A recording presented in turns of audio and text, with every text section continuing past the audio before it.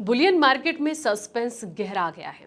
एक तरफ global factors और दूसरी तरफ घरेलू मांग। सोने और चांदी की कीमतों के बीच अब एक बड़ी जंग शुरू हो चुकी है दोस्तों। क्या कीमतें यहां से नए शिखर छुएंगी या फिर निवेशकों को लगेगा बड़ा झटका? एक्सपर्ट की पैनी नजर और बाजार के समीकरणों के साथ आइए समझते हैं आने वाले दिनों में आपके पोर्टफोलियो पर क्या असर पड़ने वाला है। नमस्कार, मैं हूं आपके साथ संध्या बिष्ट और आप देख रहे हैं द इकोनॉमिक टाइम्स हिंदी। दोस्तों, वेस्ट एशिया में संघर्ष जारी है। इसने सोने चांदी की चाल पर सस्पेंस गहरा दिया है। सोने की कीमतों में अगले हफ्ते भी उतार चढ़ाव जारी रहने के आसार नजर आ रहे। निवेशकों की पश्चिम एशिया से जुड़े घटनाक्रमों पर नजर रहेगी। साथ ही घरेलू बाजार की धारणा को प्रभावित करने वाले जो प्रमुख आर्थिक आंकड़े हैं, इस पर भी फोकस होगा। विश्लेषज्ञों का ऐसा मानना है दोस्तों कि जेएम फाइनेंशियल सर्विसेज लिमिटेड के वाइस प्रेसिडेंट प्रणव मेर का ये कहना है कि पश्चिम एशिया में जारी घटनाक्रमों पर नजर बनी रहेगी। तनाव बढ़ने से जो है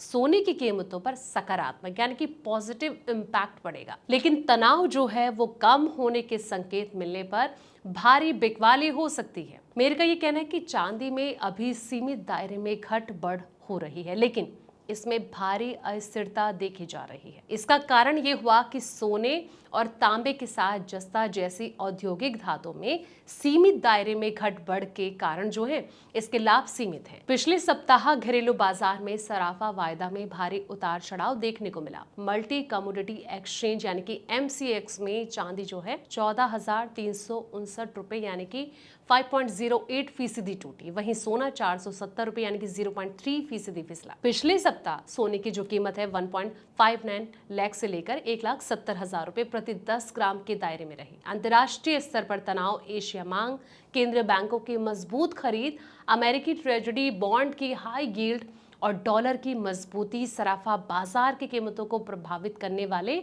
प्रमुख फैक्टर बने हुए दोस्तों। कॉमिक्स में सोने चांदी में भारी गिरावट, ये भी एक बड़ा मुद्दा है। चलिए इसे समझते।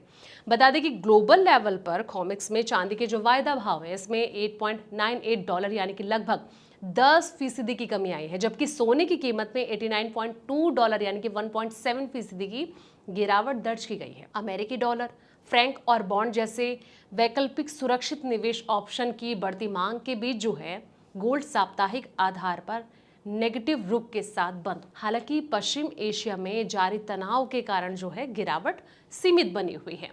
अब सवाल ये आ जाता है कि आखिर जो विश्लेषक हैं वो क्या कह रहे हैं। विश्लेषज्ञों का ये मानना है दोस्तों कि बढ़ते संघर्ष के बीच खास करके पश्चिम एशिया क्षेत्र के कारोबारियों की मुनाफा वसूली यानी कि प्रॉफिट बुकिंग या फिर नकदी बढ़ाने के उद्देश्य से प्रमुख ग्लोबल ETF से निकासी बढ़ रही है।